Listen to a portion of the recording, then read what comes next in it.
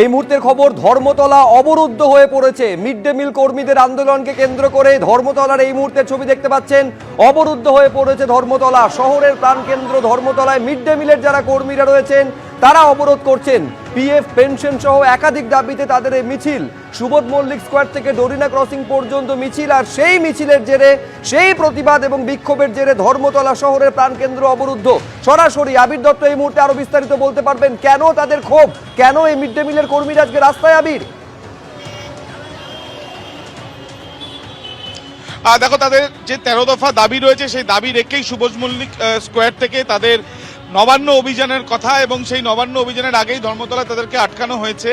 এবং আমরা দেখলাম দীর্ঘক্ষণ পুলিশের সঙ্গে তাদের কথোপকথন। কিছুক্ষণ আগে যে আপডেট পাওয়া যাচ্ছে যে 7 জন প্রতিনিধি তাদেরকে নবান্ন নিয়ে যাওয়া হয়েছে, এবং এখনো পর্যন্ত এখানকার যারা আন্দোলন করতে যারা এসছেন তারা তাদের নিজেদের দাবিগুলোকে সামনে রেখে, যে দাবিতে তাদের এই আন্দোলন, সেই দাবিকে সামনে রেখেই তারা এখানে অবস্থান করছেন। মূলত কি কি দাবি আপনাদের? আমাদের দাবি, মিড ডে মিল কর্মীদের সরকারি কর্মচারী স্বীকৃতি দিতে হবে, 10 মাস নয় 12 মাসের বেতন দিতে হবে, এবং ন্যূনতম বেতন 15,000 টাকা দিতে হবে, রাজ্য কর্মচারীর স্বীকৃতি দিতে হবে। এরকম বিভিন্ন আজকে আপনাদের নবান্ন অভিযান, এই দাবিতে আজকে আমাদের সারা বাংলা মিড ডে মিল কর্মী ইউনিয়নের ডাকে নবান্ন অভিযান চলছে। এই অভিযান থেকে এখানে আমরা বারেবারেই দাবি করি, কিন্তু এই সরকার এতটাই অপদার্থ সরকার যে গরিব দরিদ্র সীমার নিচে অবস্থিত আমরা মায়েরা যারা গরম খাবার ছাত্রদের মুখে পুষ্টিকর খাবার তুলে দিই, অথচ আমাদের দিকে সরকার তাকাচ্ছে না। সরকার মহিলাদের দিকে তাকিয়ে মানুষের দিকে কত প্রকল্পই চালু করছে, অথচ সরকারি প্রতিষ্ঠানে আমরা রান্না করছি সেখানে কোনো তাদের দিকে কোনো দৃষ্টি নেই। মাত্র 2,000 টাকা মাসিক বেতনে আমাদের করতে হয়, কোনো রকম সামাজিক সুরক্ষাও থাকে না।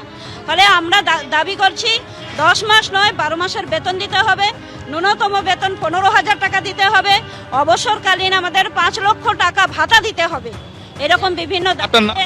আমার নাম সীমা পণ্ডা, আমি দক্ষিণ 24 পরগনা জেলা থেকে এসেছি।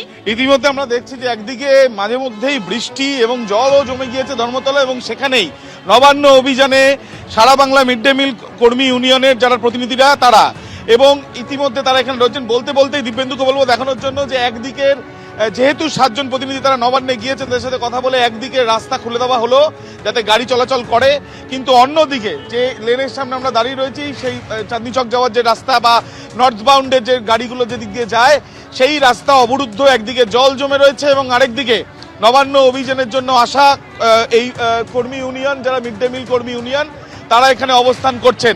তাদের 13 দফা দাবি মানার জন্যই তাদের ইতিমধ্যে এই নবান্ন অভিযান চলছে। সেই ছবিটাই আমরা সরাসরি দেখতে পাচ্ছি। ক্যামেরা পার্সন দিব্যেন্দুকে বলবো আরো একবার দেখানোর জন্য যে প্রচুর সংখ্যায় এই নবান্ন অভিযানের জন্য উপস্থিত হয়েছেন মিড ডে মিলের কর্মীরা। তারা ইতিমধ্যে এখানে অবস্থান করছেন। অন্যদিকে তাদের প্রতিনিধি দল নবান্নের উদ্দেশ্যে তাদেরকে নিয়ে যাওয়া হয়েছে পুলিশের তরফে। ধন্যবাদ আবির।